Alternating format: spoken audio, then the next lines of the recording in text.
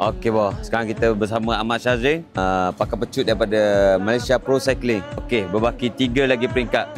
Peringkat sebelum ni kita tak nampak lagi kelibat atau dikenali sebagai Black Black dalam tim. Tak nampak lagi kelibat Black dekat podium. Jadi 3 stage ni memang kelebihan kepada pakar-pakar pecut. Jadi apa perancangan Black untuk 3 stage ni, berbaki 3 peringkat ni?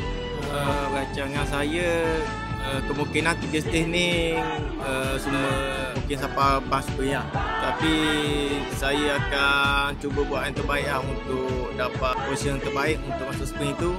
Cuba untuk dapat top 3 lah. Okey. Jadi untuk hari ini peringkat daripada Shah Alam ke Poditzer ada target tak? Target saya untuk podium dalam top 3 tu lah. Saya akan cuba buat yang terbaik. Sebelum ni pun sebab stage 1 tu saya jatuh lah.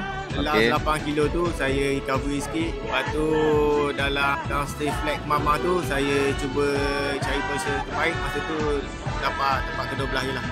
Okey. Sekarang dekat MPC kita ada 2 pakar pecut, Izzat Halil dan Black. Sekarang Izzat Halil dah berada di podium. Ada pressure tak kat Black? Macam nak naik podium tak? Pressure tu semua ada kat, semua nak naik podium. Ada orang tak mau naik podium. Tipu lah.